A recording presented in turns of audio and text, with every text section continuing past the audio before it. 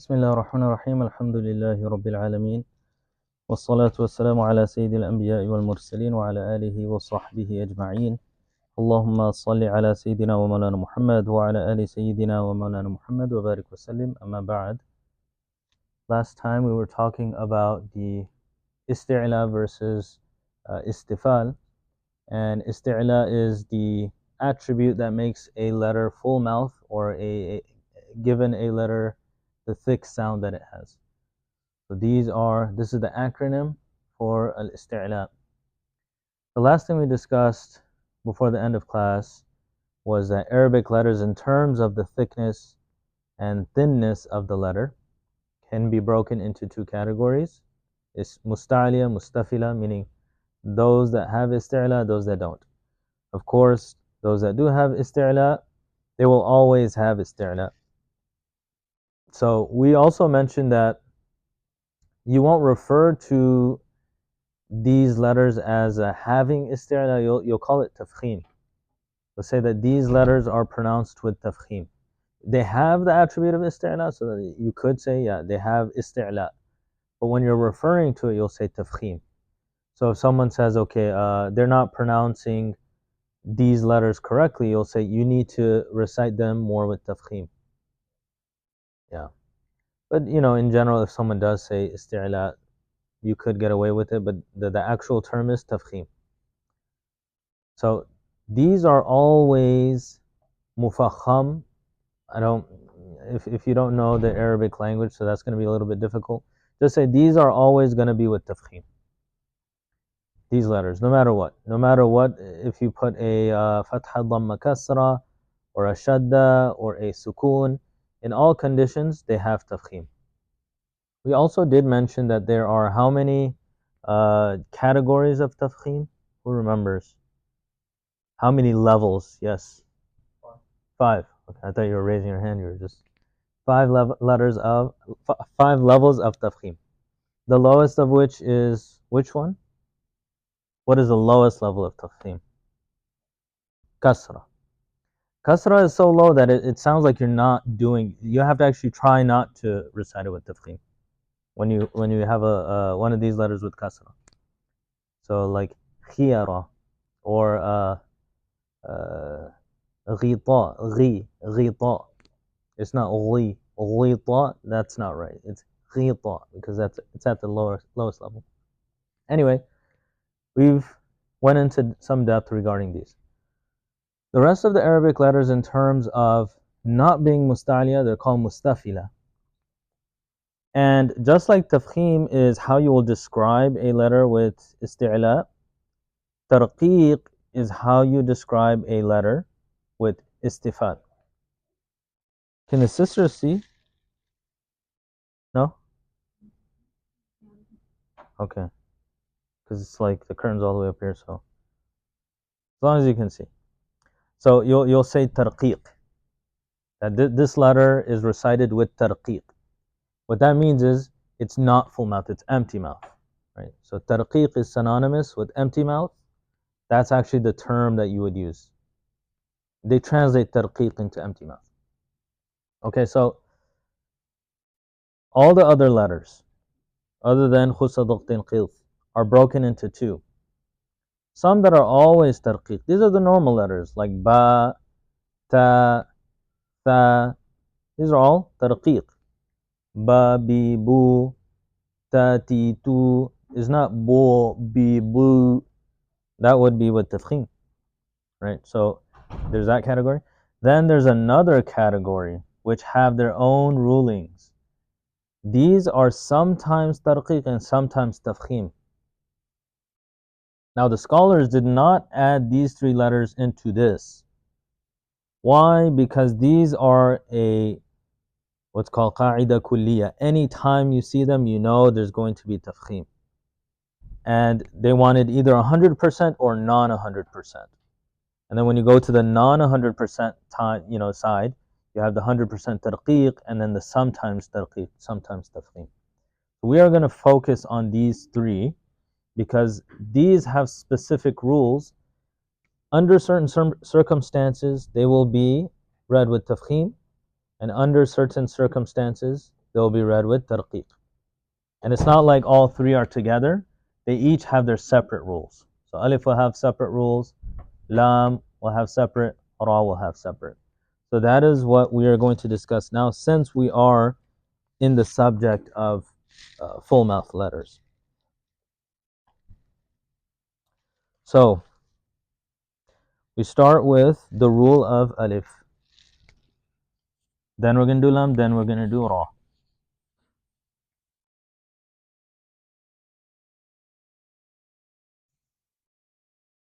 I forgot to bring the, what is that even called? The pointer. Yeah, inshallah next time. Okay. So the rule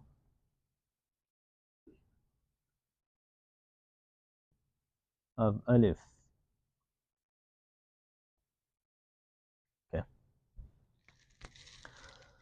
What is the rule of alif? As I just mentioned, sometimes it's full mouth, sometimes it's empty mouth. The rule of alif is very simple.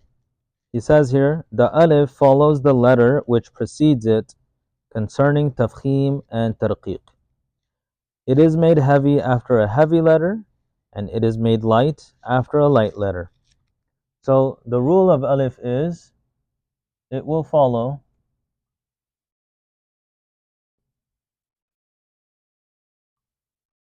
the rule of the previous letter.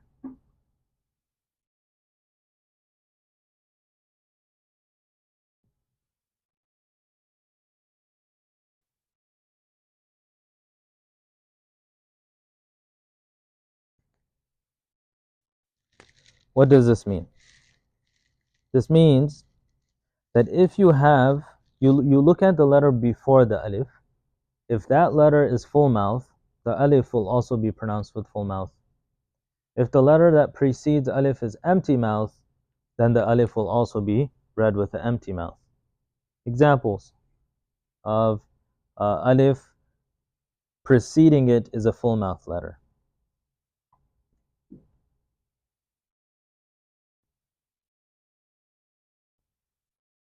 Khalidina. Khalidina. Khalidina. Kha is one of the letters of Khusadat al-Qilf. So we're not talking about the kha, we're talking about the a. Now there's a difference between kha and kha. When you say kha, you're reciting two letters. You're doing a kha and a alif. So what he's saying is that it shouldn't sound like khwa, khwa, khwa, right? That's if you recite alif empty mouth. It would be kha is full mouth, and then you turn into a khalidina. So it's not khalidina, it's khalidina, which means the alif in this situation will just follow the full mouth attribute from the kha. Another example.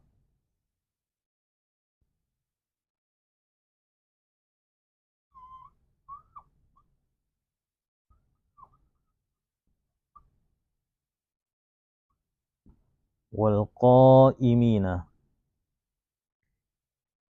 So here we learn that qaf is amongst khulsa dagtin qid, thus qa will be full mouth.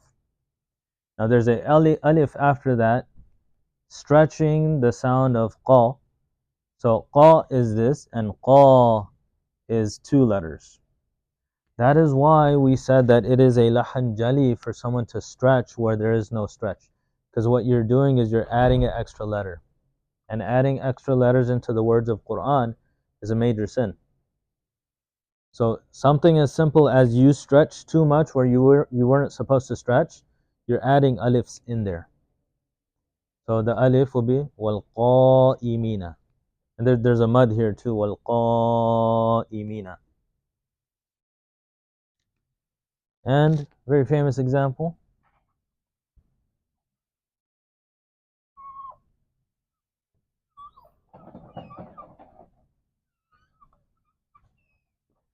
ولا الضالين.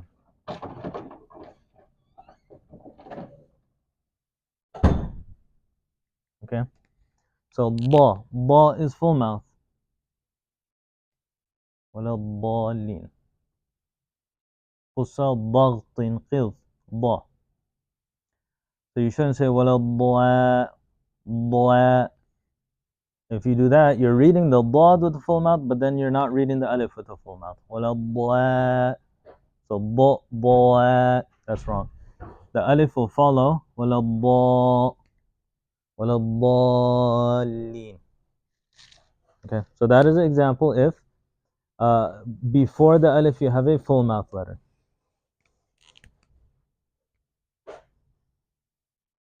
Now examples of before the alif you have a empty mouth.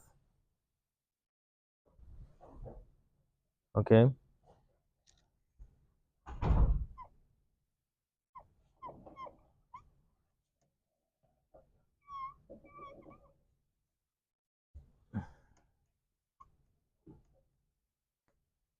Bismillah. Bismillah. So where is the alif here? In Bismillah, I don't see any alifs. Well, there's an alif here. Is that the alif we're talking about? Where is the alif? Yes. It's not written. There it is. Okay.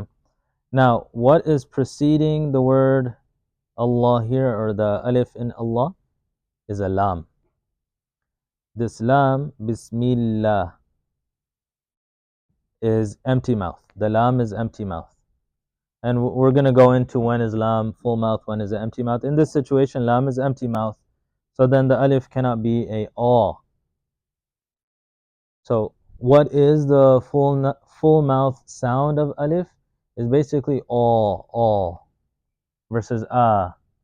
The one in English would be like ah. And this one is going to be aw. Still, you might read that wrong and say ah, but aw. So here, because the lam is empty mouth, the alif will be empty mouth. Bismillahi. It is incorrect to say Bismillahi. You cannot say that. And we are going to get into the rules of lam and why that is afterward. Another example.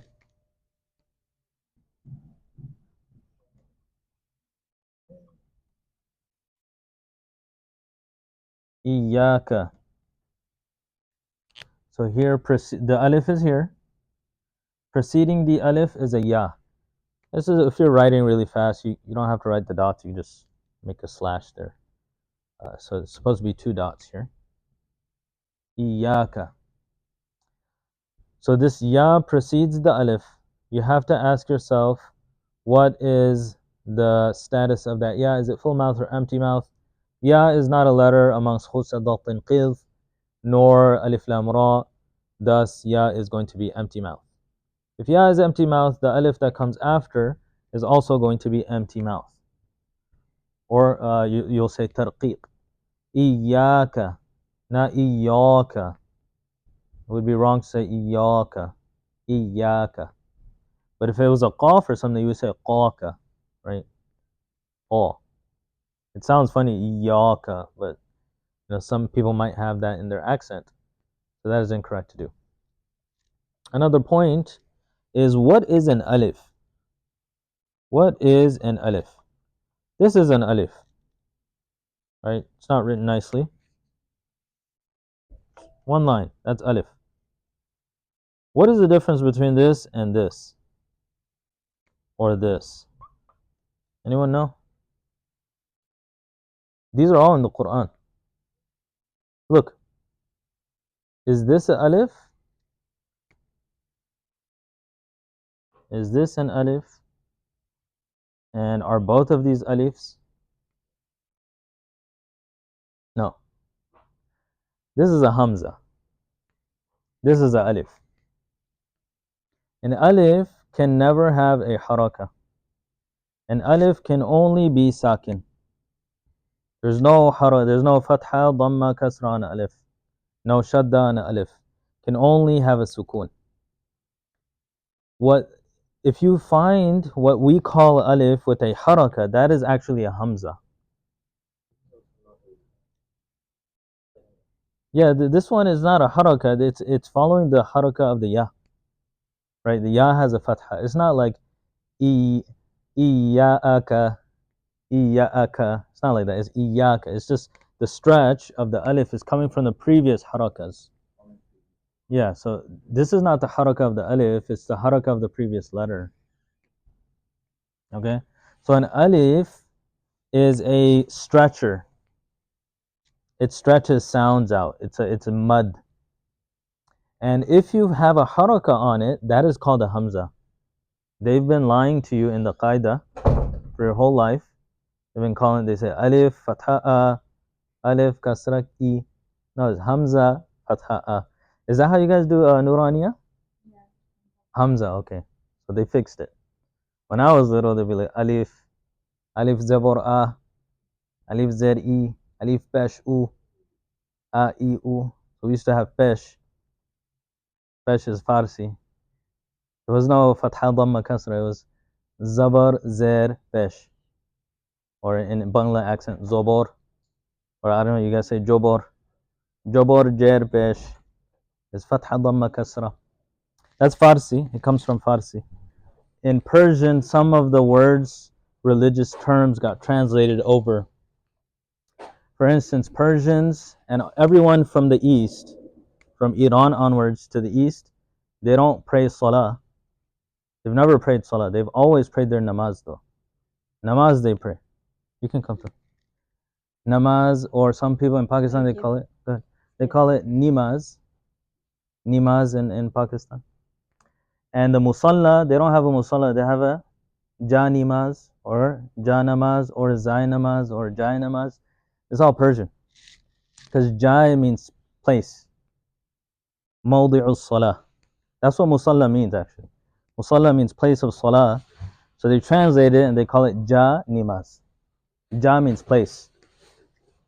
Janamaz. Anyway, that is what an alif is. These are hamzas. So those of you who study the Nurani, alhamdulillah, you know that. But just for, actually I shouldn't erase that, correction. All right. So that is the rule of alif. Very simple. Just follows a harf before it. He goes into how to pronounce an alif. This is important. It sounds very simple, but it's very important. So let's draw a line here. This marker's kind of dying out. Okay. How to pronounce alif. It comes back to life when you write. It gets angry if you don't write with it. Okay. So the alif of full mouth, I mentioned what that is. Tafkhim. And empty mouth.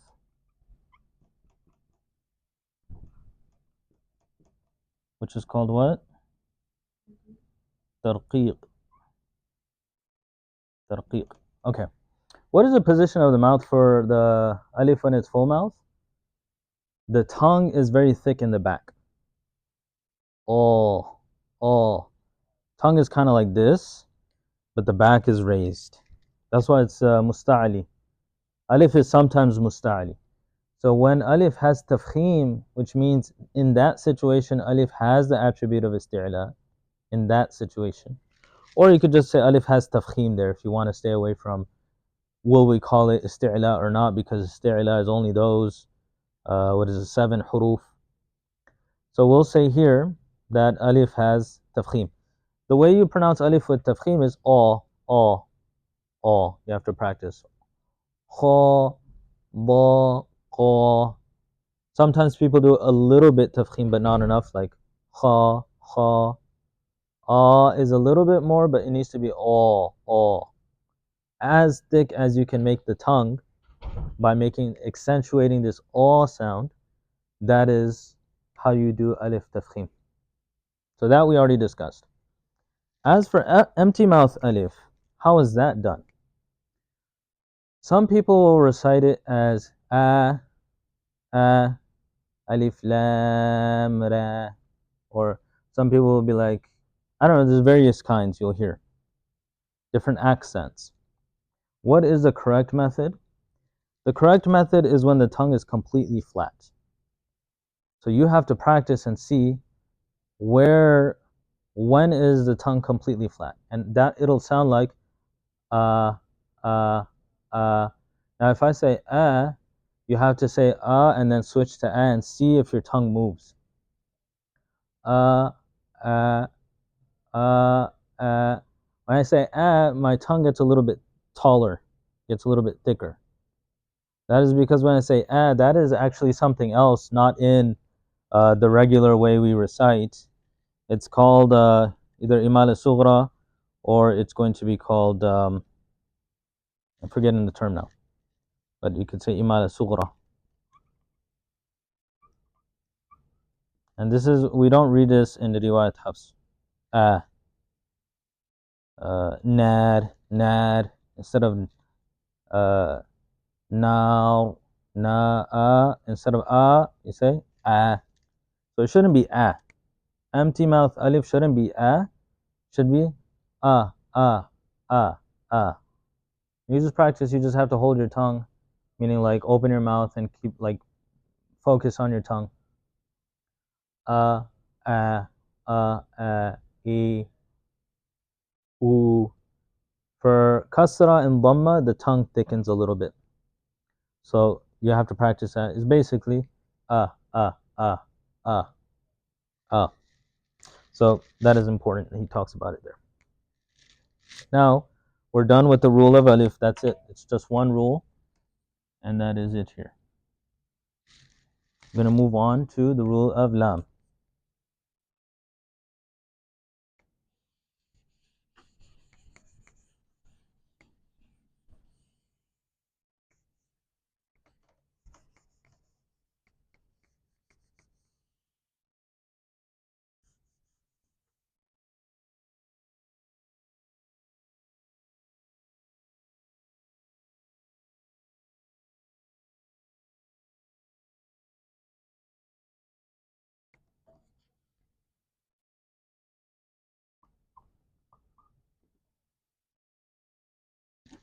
What is the rule of lam? The Shaykh says here, Arabs unanimously make the lam heavy in the name of majesty. What is the name of majesty? Lafzul jalala. Anyone know? Allah. They give it a special title, Lafzul jalala, or the name of majesty, meaning Allah's name. We say it with respect. And we're even told to write it nicely, as nice as we can. Allah. Okay. So he says, Arabs unanimously make the lam heavy in the name of majesty when it is preceded by a fatha or a dhamma. Okay.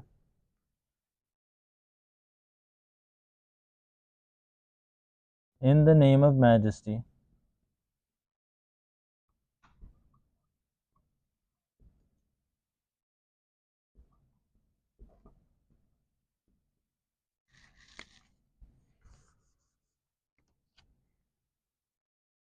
The lam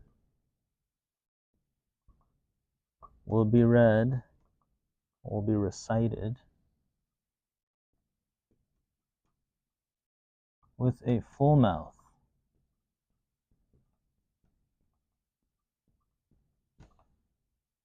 When the name of majesty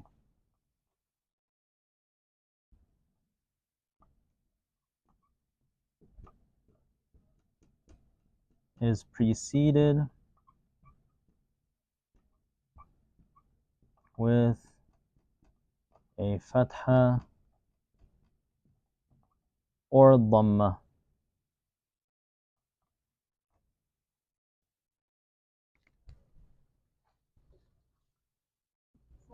No problem. Okay. This is the rule. there's two rules here, but with the process of elimination, you could say, the other rule becomes apparent. So what does this mean? You have the word Allah, the name Allah. Before this word, if you have a dhamma or a fatha, you will pronounce the lam with a full mouth. Example.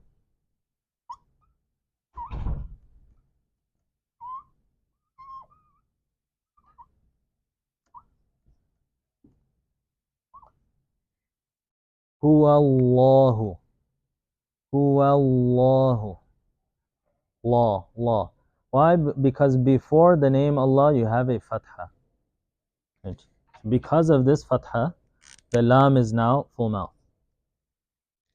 Now, this phenomenon of thickening the lam is only in the name of Allah. In the riwayat Hafs, other riwayat have different rules. In riwayat Hafs, only in the name of Allah. It's nowhere else. No other lam. Now, when is it? When the name of Allah before it is fatha or dhamma. So that's an example of fatha. A example of dhamma.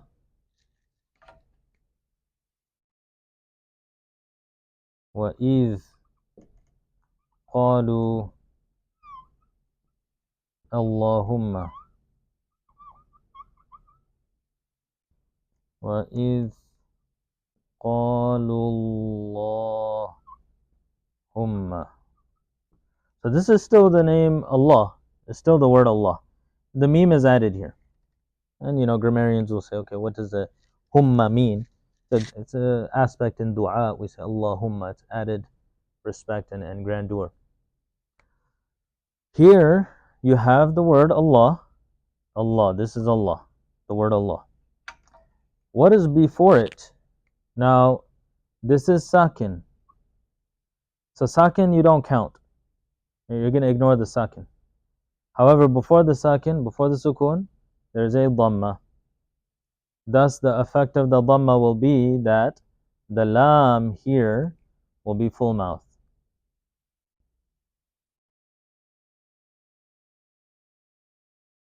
This lam is the lam of, that's an alif lam. And then this is the law. وَإِذْ قَالُوا اللَّهُمَّ. Allah. You won't say وَإِذْ قَالُوا اللَّهُ.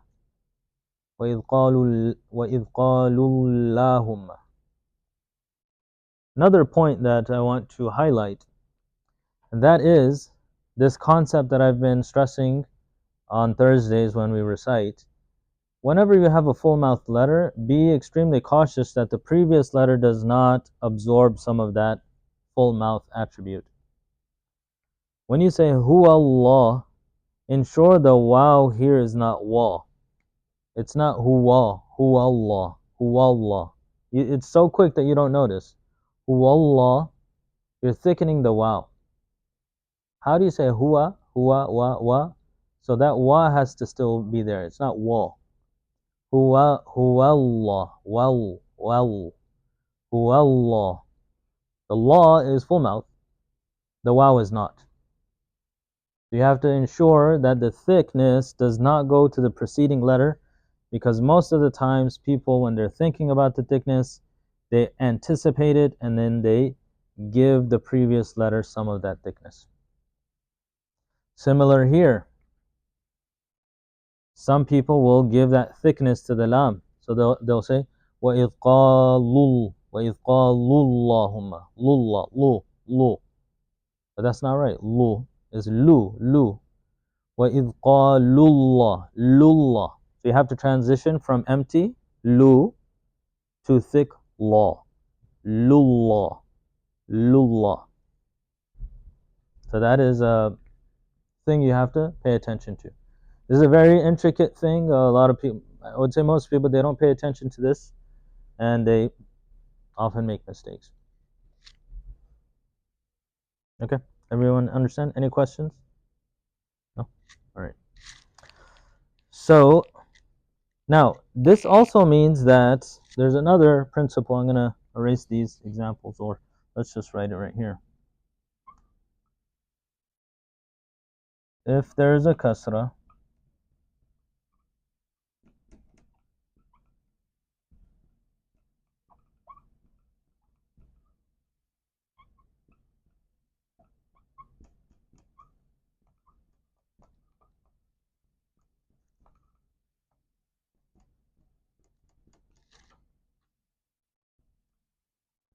The lam will be recited empty mouth.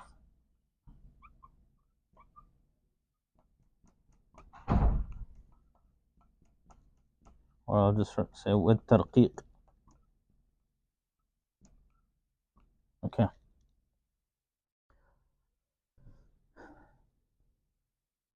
Yes. So now, example. Bismillah.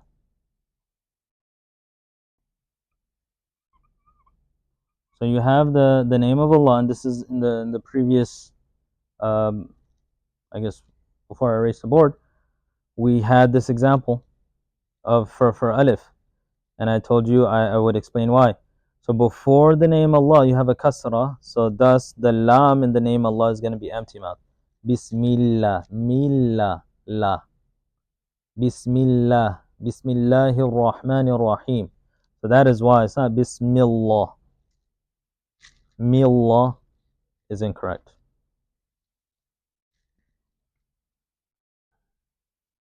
Here's another example.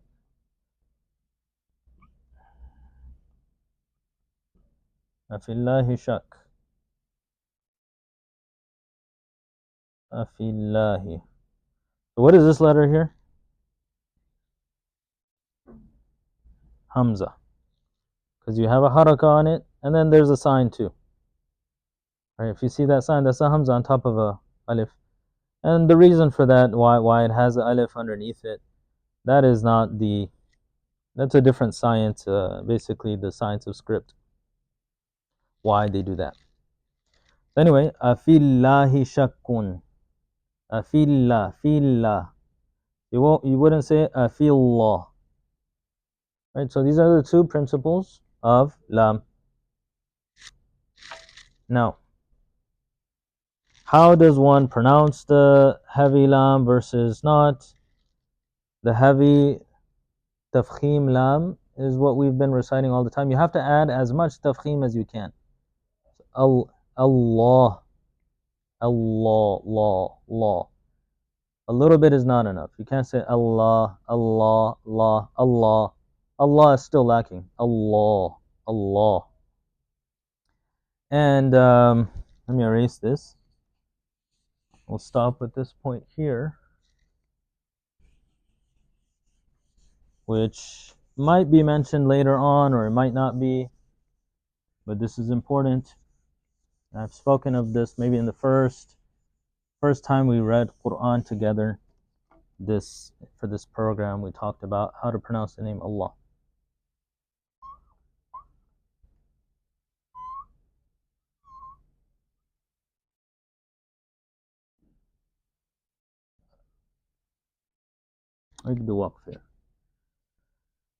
So now we just spoke of the lam has to be full mouth.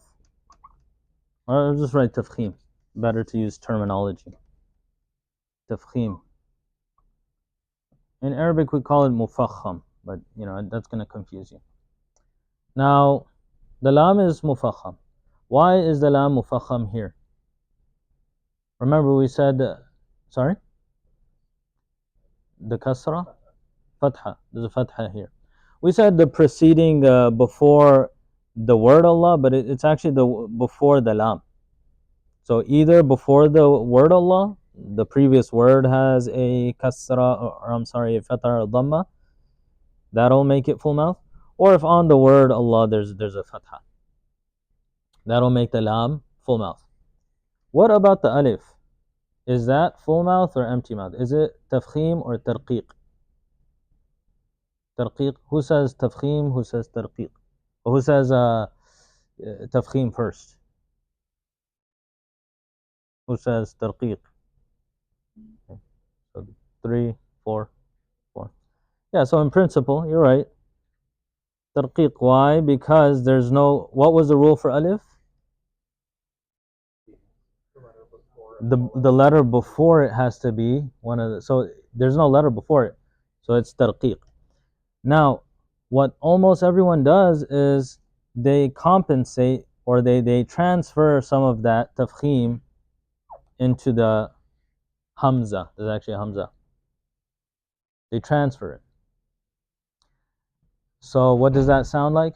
Allah, Allah, Allah, Allah. That's how everyone says it. Allahu Akbar. Allahu Akbar. Adhan, right? Allah, But they're saying, oh. There's no, that's not tarqiq. So the way to recite it with tarqiq is ah, ah, and law. Law. So how is that going to sound? And law. Who wants to practice? Allah, Allah, Allah. Allah, Allah, Allah. Not Allah. Allah is Allah. So it's not Allah. Allah. Allah. There's a lot of people make this mistake. So I hope you guys can understand the difference and why. Now, if there's a qaf before it or something like that, or, actually it wouldn't. You wouldn't even recite it. It wouldn't be in the recitation. You say like qalul, it goes directly here. You skip this. So anyway, Allah, Allah.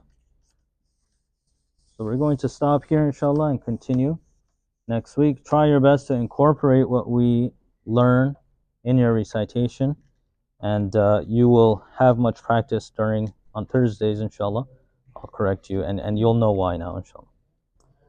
صلى الله تبارك وتعالى على خير خلقه محمد وعلى آله وصحبه أجمعين برحمتك يا أرحم الراحمين. السلام عليكم ورحمة الله وبركاته.